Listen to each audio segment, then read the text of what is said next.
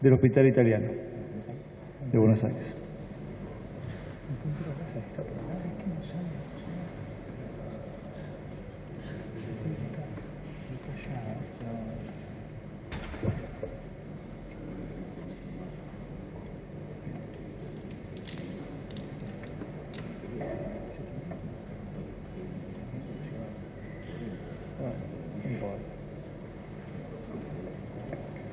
Bueno, buenas tardes a todos. Gracias por la invitación. Bueno, yo voy a hablar del tratamiento endovascular del paciente con un pie diabético isquémico y las alternativas actuales que tenemos para revascularizar estos enfermos.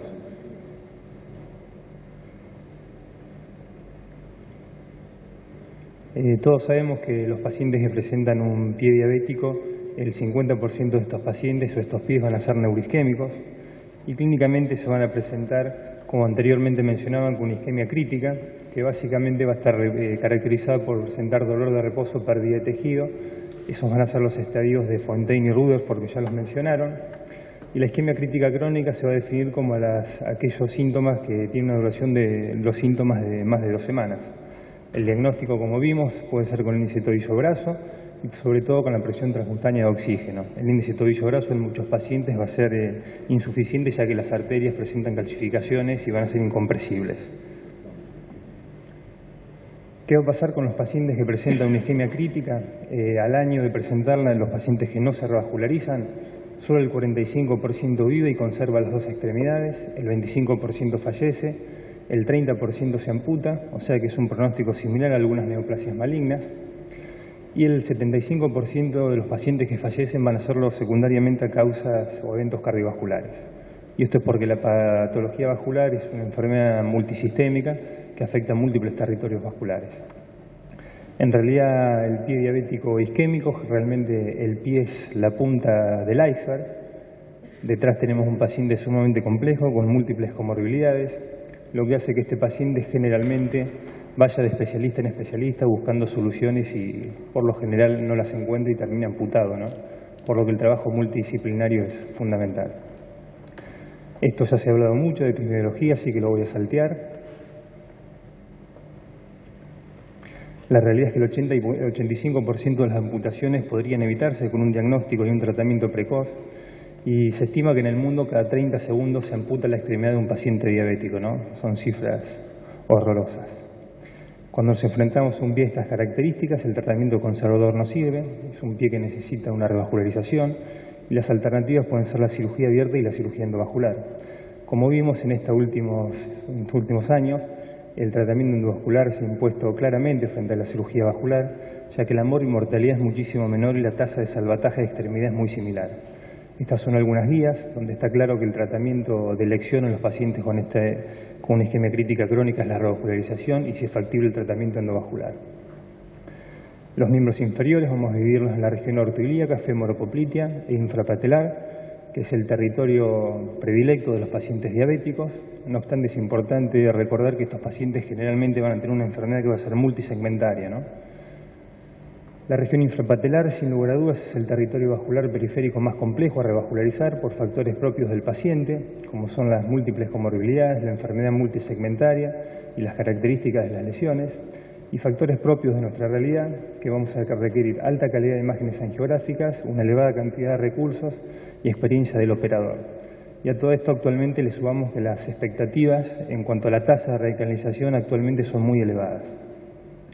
La Asociación de Territorios Vasculares y este trabajo que presentamos en el 2009, donde tratamos 234 extremidades con lesiones TASC-CID de la región femoropoplitea, vemos que un 34.9% de los pacientes tenían asociación a nivel de la región ilíaca, lesiones, y un 56% tenían afectación entre 2 y 3 vasos infrapatelares. Este otro trabajo, que era puntualmente en pacientes diabéticos con enfermedad renal crónica en hemodiálisis, vemos que estos enfermos, el 92% tenía afectación de entre 2 y 3 vasos de los vasos infrapatelares y un 83.5% tenían asociación de territorios vasculares, o sea, tenían más de un territorio vascular afectado. En estos enfermos, puntualmente, en el 95% de los casos se trató más de un vaso y en más de la mitad de los pacientes entre 3 y 4 vasos por extremidad. Este es un ejemplo. Aquí vemos la arteria femoral común, esta es la profunda, acá debería venir la superficial que está toda ocluida, esto es todo a nivel del muslo, tapada, recanaliza a nivel del canal de Hunter, esto es la arteria poplitea con una lesión y vemos una oclusión completa de los vasos infrapatelares, y este es el resultado posterior al tratamiento de revascularización. Fíjense, femoral superficial, femoral poplitea, tibial anterior, tibial posterior, y acá vemos la pedia y la plantar permeables. En cuanto a las características de las lesiones, generalmente las lesiones de la región infrapatelar van a ser oclusiones crónicas, muy extensas y con un componente cálcico importante. Esto lo que produce generalmente es un fracaso en la revascularización con una media global de un 10 a un 40% y centros de excelencia entre un 10 y un 20%. Y para esto surgen los abordajes retrógrados, lo cual ha permitido elevar las tasas de recanalización a un 90%. O sea que básicamente es el abordaje, o sea, una punción retrógrada de la arteria pedia, de la plantar, tibial posterior o peronea, ¿no? Este es un caso, por ejemplo, de un paciente diabético de 84 años. Esto es una revascularización anterógrada convencional. Vemos la arteria femoral superficial permeable, un pedacito de poplitea aislada, toda la superficial tapada, el resto de la poplitea tapada. Vemos que distalmente prácticamente no tenemos nada de circulación dentro del pie, ni en la pierna. Acá lo que hago es una recanalización subintimal, uno va por la pared de la arteria hasta llegar al sitio permeable otra vez y vuelve a entrar en la luz verdadera. Ahí se puede ver el balón, una angioplastia desde la arteria tibial anterior completa, la poplitea y la femoral superficial. Esto es el resultado post-angioplastia, el resultado realmente no es muy bueno. Fíjense que llegando al pie, prácticamente dentro del pie no teníamos flujo. Esto es una inyección selectiva dentro de la arteria pedia y vemos que el contraste realmente lo empujaba yo con la presión de inyección, pero no tenía flujo, era como un no reflow. No sé si estos videos se podrán ver o no. No. Sí. Acá lo que vemos en este caso, lo que hice fue pasar vasodilatadores interarteriales, bien distales. Acá vemos una cuerda que está pasando a través de todo el arco plantar y la arteria plantar, y esto es una angioplastía del arco plantar y la arteria plantar.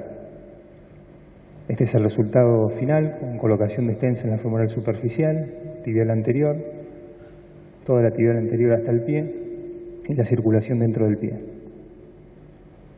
O sea que ya estamos hablando realmente de angioplastia por debajo del tobillo y no solo angioplastia infrapatelar, ¿no?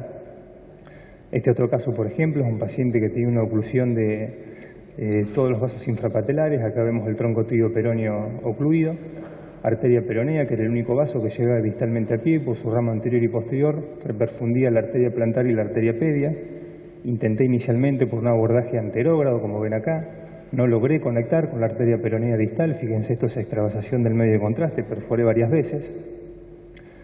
Y ya que no pude ir por vía anterógrada, lo que hice fue hacer un abordaje retrógrado en la arteria peronea. Ese es el sitio donde realicé la punción. Ahí ven la aguja pinchando la arteria peronea distal a la obstrucción. Acá vemos los dos extremos de las guías y los abordajes, ya con el introductor colocado dentro de la arteria peronea. Ahí vemos el introductor peroneo y ambos introductores, el femoral y el peroneo. Fíjense lo que pasa cuando uno retira el introductor de la arteria peronea. Este es el sangrado, ¿sí? Inmediatamente lo que uno tiene que hacer es previamente eso, tener el balón ya en el sitio, previo a retirar el introductor para inflar el balón y hacer hemostasia. Y este es el resultado final posterior a una colocación de stent en el tronco tibio peroneo y la arteria peronea. Esto es una revascularización indirecta. Después las elevadas expectativas.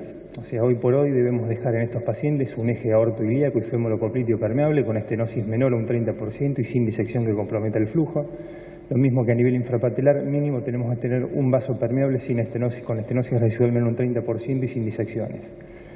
A todo esto le tenemos que sumar que en la región infrapatelar estamos actualmente hablando de revascularización directa en función del angiosoma, revascularización indirecta, revascularización completa o incompleta y angioplastia por debajo del tobillo, ¿no? Lo cual hace que todo este territorio realmente sea sumamente complejo a comparación de otros territorios. Si se fija, este es un paciente con un síndrome de Lerich, una oclusión completa de las arterias renales, tiene una amputación del miembro inferior izquierdo y en este caso por vía endovascular lo que hice es un aorto monoilíaco. ¿Sí? Esto es por una punción braquial y femoral y reconstituimos todo el eje aortoilíaco.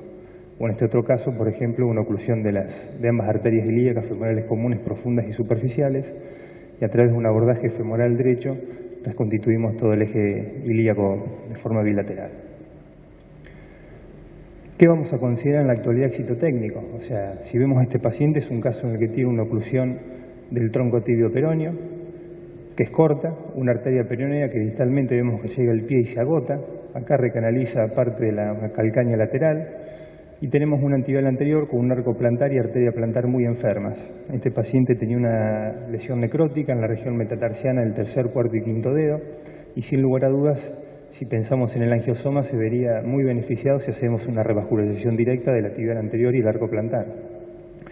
Ahí está la revascularización anterior de la tibial anterior. Si se fijan por este pequeño extremo no pude conectar ambos cabos de la arteria. Entonces lo que hice fue un abordaje retrógrado, una punción de la arteria tibial anterior, ahí se ve el introductor. Ahí se ve la lesión del paciente, la aguja hacia el sitio donde se realiza la punción y se recanaliza por vía retrógrada. Ahí vemos cómo lo que hacemos una vez que por vía retrógrada hacemos la punción, la guía que viene desde el abordaje retrógrado se introduce en el catéter que está ingresando por la vía femoral y posteriormente se trabaja de la vía femoral. Ahí vemos la punción anterógrada de la femoral y retrógrada de la tibial anterior. Nuevamente hablamos de angioplastia por debajo del tobillo, en función del angiosoma de este paciente. Ahí tenemos una guía pasada a través del arco plantar y de la arteria plantar. Ahí vemos el valvo inflado en todo el arco plantar y la arteria plantar. También revascularicé el tronco tibio peroneo y este es el resultado final. Fíjense qué diferencia de la angiografía previa del PI posterior. Nuevamente este es un caso de revascularización directa. En este otro paciente, por ejemplo, con una lesión a nivel del calcáneo, creo que quizás estos pacientes son en los que el angiosoma tiene mayor importancia. Si se fijan, este paciente tenía una lesión de toda la tibial anterior, pero básicamente el mayor problema era dentro del pie, ¿no? Acá vemos la arteria pedia, un arco plantar completamente ocluido, una arteria plantar tapada, una peronea tapada, y vemos que a través de arterias tarsales recanaliza las arterias calcáneas medias y le da algo de flujo al talón. Hago una angioplastia de toda la arteria tibial anterior, de la pedia y del arco plantar. Este es el resultado, vemos que la circulación a nivel del talón mejora. No obstante, intenté hacer una revascularización directa, esta es una angiografía directamente del pie. Acá lo que estamos viendo es un microcatéter, es un catéter con el que se utiliza para embolizar aneurismas cerebrales de 1.9 French. Consigo revascularizar el arco plantar y la arteria plantar. Ahí vemos la angioplastia por vía retrógrada, o sea, desde la tibial anterior damos toda la vuelta a través del arco plantar y se angioplastía la arteria tibial posterior, arco plantar, arteria pedia, y este es el resultado posterior, o sea que conseguimos una revascularización directa de forma retrógrada. Fíjense la angiografía previa y fíjense la angiografía posterior, el blush que tiene a nivel de la zona de la úlcera, ¿sí? Esta es la zona de la úlcera y la zona de la revascularización. O sea que estamos hablando de angioplastia por debajo del tobillo y una revascularización directa por vía retrógrada. 2 minutos. Después tenemos los factores de nuestra propia realidad, como dijimos, la alta calidad de imágenes, elevada cantidad de recursos y experiencia del operador. Los 3 factores deben estar presentes para tener buenos resultados. Es como si a Fangio le hubiésemos dado un Forte, seguramente no hubiese conseguido lo que ha conseguido, y si a esta señorita le damos estos autos tampoco, ¿no? Creo que es muy importante tener recursos y expertise para tener buenos resultados con estos pacientes. Por eso creo que hay que hacer un análisis de los resultados personales y ver cómo nos va con estos pacientes. Los primeros 70 pacientes que traté acá en el hospital por vía endovascular con pacientes con isquemia crítica, en un 60% diabéticos. Los 70 pacientes fueron tratados de forma consecutiva, o sea que como tratamiento de elección fue el tratamiento endovascular independientemente de las imágenes angiográficas o la clínica de los enfermos.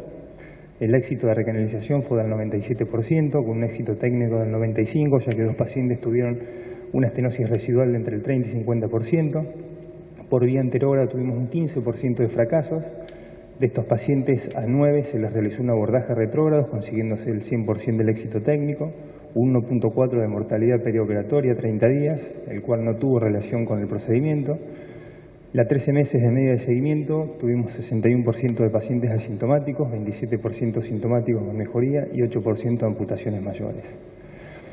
El objetivo de la revascularización, recuerden que lo importante, la macroangiopatía en estos pacientes va a formar un factor agravante, no va a ser un factor desencadenante.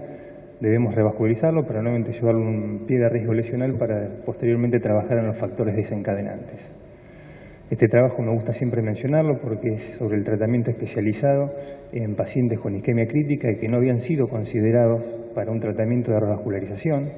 Fueron 20 pacientes que consultaron en otro sitio, como tratamiento de primera elección les ofrecieron una amputación mayor, Nos consultaron a nosotros, los 20 pacientes los tratamos por bien vascular, obtuvimos el éxito técnico en el 95% de los casos, no se produjo ninguna muerte perioperatoria, se realizaron un 40% de amputaciones menores y solo se realizó una amputación mayor en 642 días de media de seguimiento. O sea, de 20 pacientes que se iban a amputar, se amputó uno solo. Y esto es importante, o sea, porque muchas veces se habla que los pacientes no revascularizables se le da un porcentaje muy elevado, que yo creo que hoy por hoy las tasas de recanalización tienen que ser muchísimo más altas. Como conclusión, el tratamiento endovascular del pie diabético isquémico en la actualidad representa el mayor desafío. Son los pacientes que mayores recursos consumen y mayor expertise requieren. El éxito técnico, como vimos, cada vez es más exigente y yo creo que hoy resultados inferiores al 90% de éxito en la recanalización nos debe hacer replantear nuestra práctica, ¿no? Y creo que todos los que estamos acá presentes, que hacen la parte clínica, deben exigir a los médicos que tratan estos enfermos tasas de recanalización similares a estas cifras, ¿no? Hoy por hoy una tasa de recanalización de un 70% realmente es una tasa baja de recanalización y posteriormente quien trabaja en el pie pocas posibilidades tendrá en un paciente que está mal revascularizado, ¿no? Como conclusión final y como dijimos, realmente una revascularización exitosa no nos va a asegurar el salvataje de la extremidad. Posteriormente hay que trabajar en el pie y en todas las comorbilidades de estos enfermos con la finalidad de disminuir la tasa de amputación y la mortalidad en relación a todos los factores de riesgo cardiovasculares. Por lo tanto, el trabajo multidisciplinario es fundamental. Nosotros acá en el hospital, bueno, yo hablo Graciana, Marina, trabajamos de forma conjunta y pensamos que es la única manera realmente de poder tener buenos resultados en estos enfermos, ¿no? Gracias.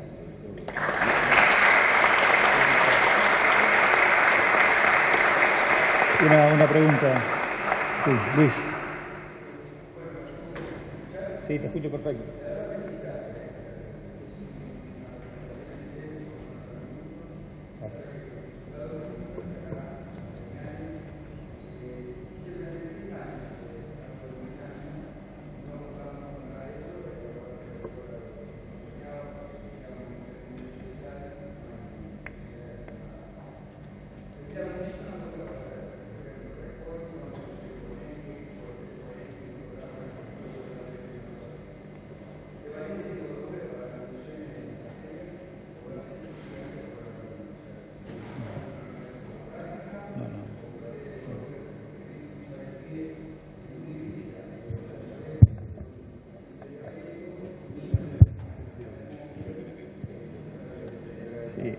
Generalmente la punción de la pedia lo hago con ecodoppler. La tibial posterior y las punciones a nivel de la pierna los hago con raw mapping, ¿sí? Directamente con guía con rayos. Y si el paciente tiene las arterias muy calcificadas, voy a pinchar el calcio directamente. Pero la tibial anterior generalmente con eco y el resto con raw mapping o directamente por rayos. Perdón, puedo seguir dos preguntas más. Sí. Cuando son tan dificultosas, ¿cuánta cantidad de sustancia de contraste llegaste a usar como máximo y qué complicaciones llegaste a tener? La realidad es que con los abordajes retrógrados hasta ahora, ya va a tocar, no tuve ninguna complicación, que básicamente por ahí lo más temido es la trombosis y el hematoma. Lo que se está reportado en general en las distintas publicaciones, la tasa de complicaciones es bastante baja. Por ahí la que mayor temor me da es la arteria peronea, porque si posteriormente no conseguís recanalizarla, es muy difícil después comprimirla, porque no tenés forma de comprimirla. Y ahí sí o sí tenés que poder pasar para inflar un balón y hacer hemostasia. Podrías, en el caso que no la puedas recanalizar, es usar un manguito de presión, pero bueno, por ahí terminás con el paciente complicándolo con una isquemia mayor de la que entró, ¿no? Pero el sangrado, aparte, generalmente para la peronea usás un introductor de 4 French, que generalmente es casi el calibre de la arteria, o sea que el sangrado es importante, ¿no? Y en el caso de que te sangrara, por ejemplo, la peronea, que es muy difícil de comprimir, ¿usan stent forrado como para resolver el problema de la ruptura o lo hicieron alguna vez?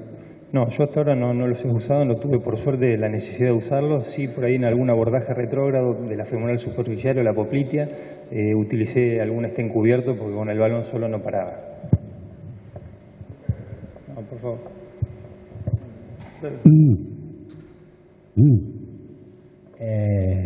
Por supuesto, felicitarte. Gracias. Conozco el equipo en el cual trabajás y me trae relación una frase simpática que dijo hace unos años Frank Bay en los Estados Unidos, en el Montefiore: cuidémonos de los hemodinamistas que nos van a dejar sin trabajo.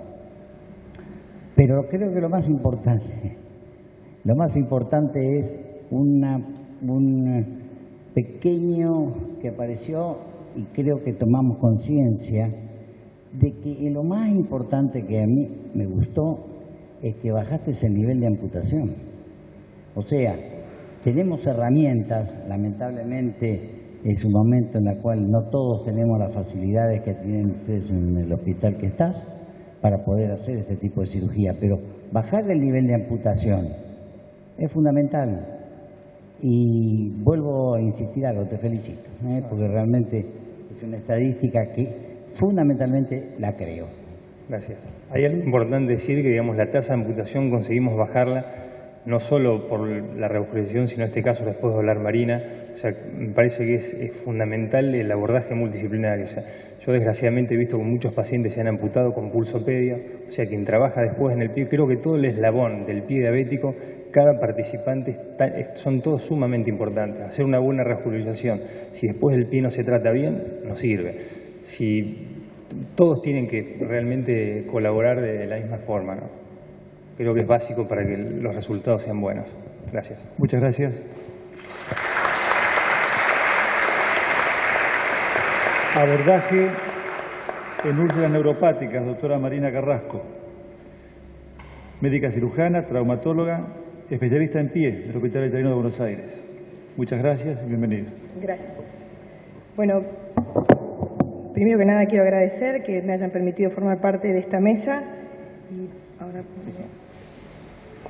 Y bueno, quiero decirle que nosotros trabajamos en la unidad de pie diabético y miembro en riesgo en el Hospital Italiano, con la licenciada Graciana, con el doctor, y bueno, con todo tipo de especialidades, nefrólogos, infectólogos, dermatólogos. La doctora Velati, de hecho, estaba invitada. Es la que está carpeta. Estaba invitada hoy, bueno, lamentablemente por cuestiones de salud no pudo estar presente.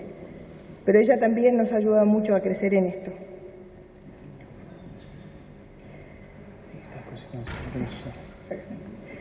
Bueno, entonces, digamos, lo que vamos a hablar es el abordaje en úlceras neuropáticas. Yo quiero decirles que yo lo abordo desde el punto de vista traumatológico, o sea, yo soy traumatóloga y especialista en pie y tobillo. Ahí.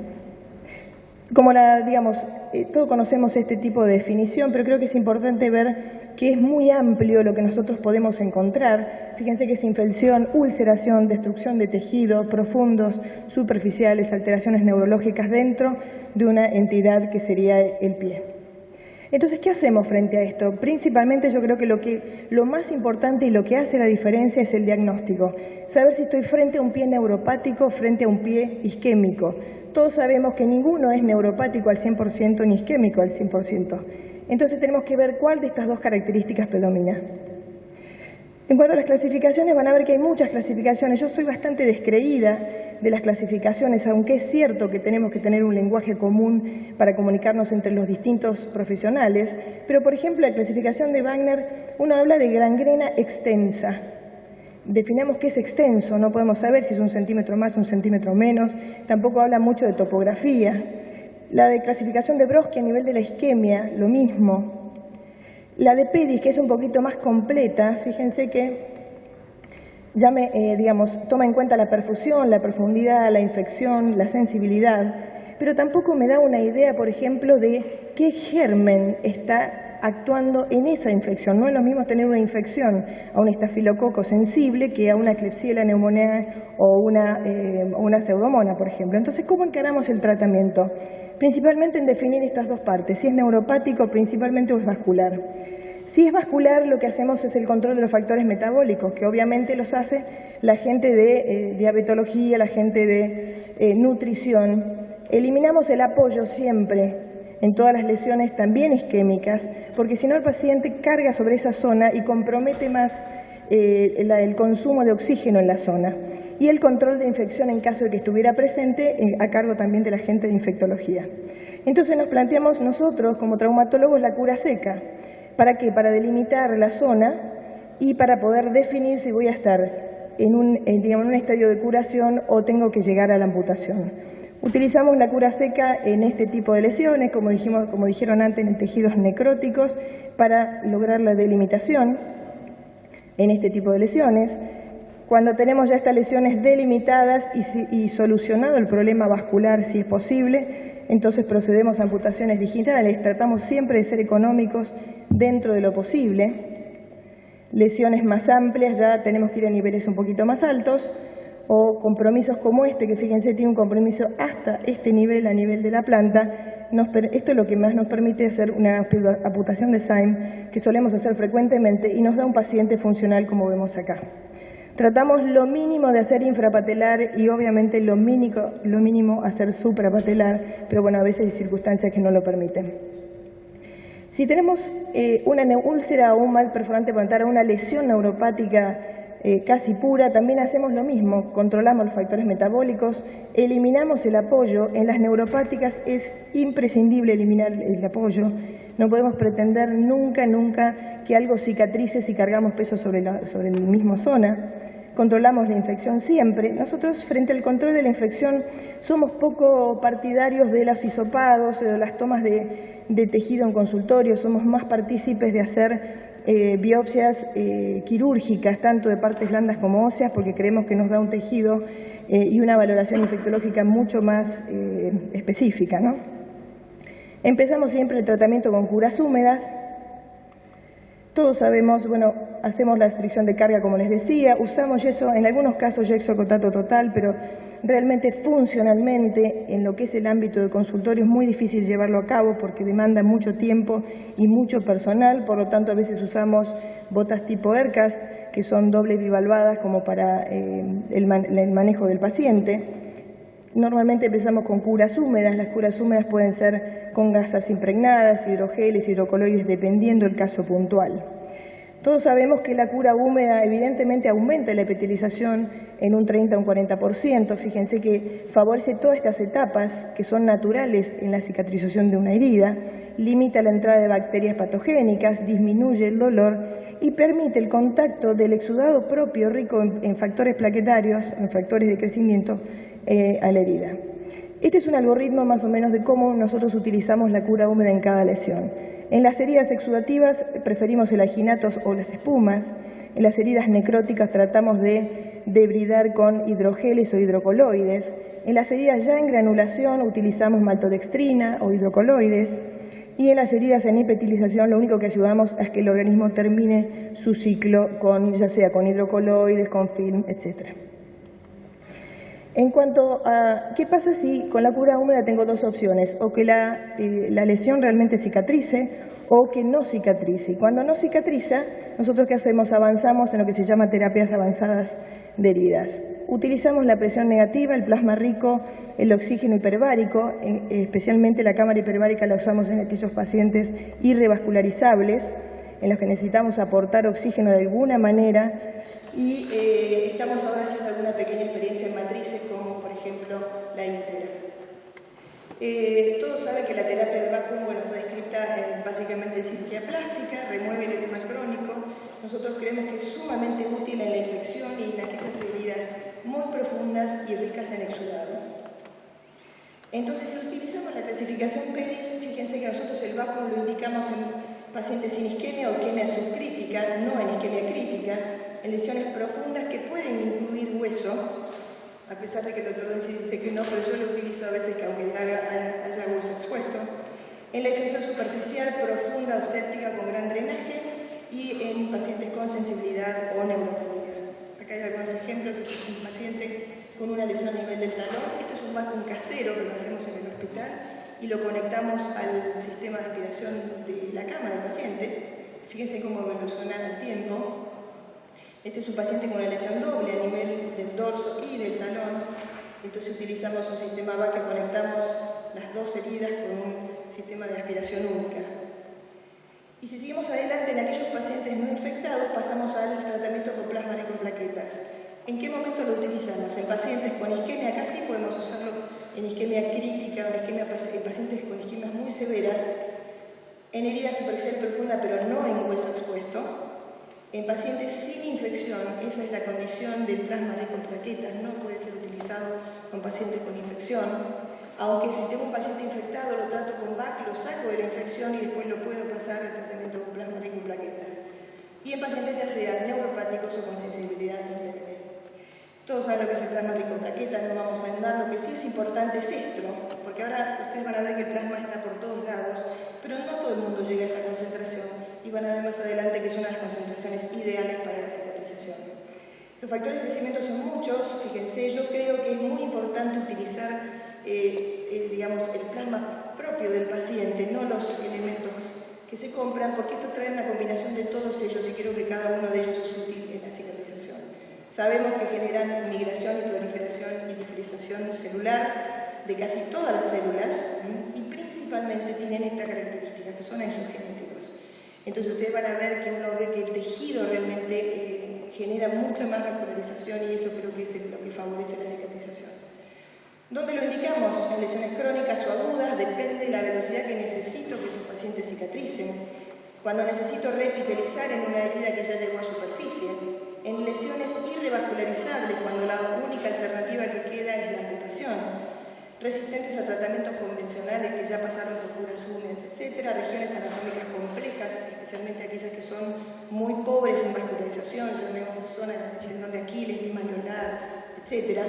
Y en pacientes en riesgo, especialmente nosotros trabajamos con muchos pacientes trasplantados y sabemos que el paciente trasplantado con una lesión abierta realmente es un riesgo de pérdida de órgano muy alto. Entonces, bueno, ¿cómo nosotros extraemos? Nosotros lo hacemos en forma combinada con el servicio de hematología, bajo las normas de la Asociación Argentina de Hematología, lo hacemos en campana de flujo y o sea, en forma estéril. La preparación se hace doble centrifugado, van a ver que hay gente que se centrifuga una vez, otros 2 veces, eso depende de cada uno. Separamos el plasma de los glóbulos rojos, en la segunda centrifugación separamos el plasma rico del plasma pobre y eso es lo que utilizamos. Normalmente lo mantenemos a temperatura ambiente hasta 6 horas antes de la aplicación. Nosotros siempre lo activamos, o sea, no lo inyectamos, rara vez lo inyectamos. Lo activamos con cloruro de calcio o con gluconato de calcio, no con trombina, generando un gel que mantenemos de 8 a 10 minutos antes de su colocación. La idea es generar una matriz de fibrina que sea un reservorio de las plaquetas para que se vayan liberando progresivamente los factores de crecimiento a lo largo del tratamiento. ¿Por qué no activamos con trombina? Porque fíjense, este trabajo muestra que la trombina hace que se liberen los 70% de los factores de crecimiento en los primeros 10 minutos. Y el 100% están liberados a la hora. Y si vemos que la cicatrización es un proceso gradual, que tiene sus distintas fases, nosotros lo que buscamos es prolongar la activación de las plaquetas y esa liberación gradual de los factores de crecimiento, para que de esa manera respetemos, por lo menos, más o menos, lo que sería un proceso normal de cicatrización. Entonces generamos más o menos una matriz de fibrina rica en plaquetas, eso me va a hacer un reservorio de factores de crecimiento y los va a ir liberando progresivamente a lo largo de los 5 a 7 días que el paciente tenga colocado el plasma. Todavía no existe un consenso a nivel internacional de cómo debemos preparar el plasma rico en plaquetas. Entonces yo les cuento cómo lo preparamos nosotros, no significa que sea la única manera, ¿no? Que nosotros tratamos de respetar en la utilización del plasma.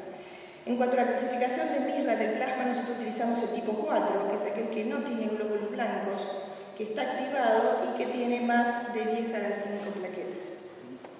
Existen trabajos, ya fíjense, desde el año 86 hay trabajos con grupos de controles en los cuales dan eficiencia a nivel de tratamiento con plasma rico en plaquetas. Fíjense, lo dividen en 2 grupos, 8 semanas con y sin plasma rico en plaquetas. Fíjense, 81% de repetilización. Y al grupo no tratado lo someten al tratamiento con plasma, y fíjense, a las 7 semanas tenemos el 100% de epitelización. Otro estudio clínico randomizado, fíjense también, curación completa en 12-20 semanas. Y en las úlceras isquémicas, fíjense que este estudio considera que no debe ser utilizado en úlceras isquémicas. Nosotros hemos tenido buena experiencia de úlceras isquémicas, sobre todo teniendo en cuenta que es la última alternativa que le queda al paciente. Así que nosotros igual lo utilizamos porque consideramos que al ser angiogenético tenemos una chance. En nuestro hospital hicimos una experiencia propia en el año 2000 con 16 conejos a nivel experimental. Se hizo una herida quirúrgica de piel, celular y fascia. Se tomaron fotos al día 0, 3 y 7 con este dispositivo casero que lo que decía era estandarizar la distancia de magnificación de la cámara para tener una idea real. Y tuvimos estos resultados. Fíjense, al tercer día, con plasma rico en plaquetas, ya había cicatrizado el 79% de la herida con respecto al no tratado plasma rico, o sea que vemos que también es eficaz a nivel experimental. Este trabajo lo realizó la doctora Gara Santini, que trabaja con nosotros y en este momento está haciendo justamente una especialización en pie diabético en Bélgica. También a nivel, fíjense, en trabajos del 2012 también se ve el efecto del plasma rico en el crecimiento también en ratones. Hay muchos trabajos, pero principalmente quería mostrarles de lo que es el costo y beneficio del tratamiento con plasma rico preparado con respecto a lo que es el VAC, con lo que es las curas estándar, con lo que es los factores de crecimiento concentrados comerciales. Estos son algunos casos, fíjense, lo vamos a ver rápidamente, de pacientes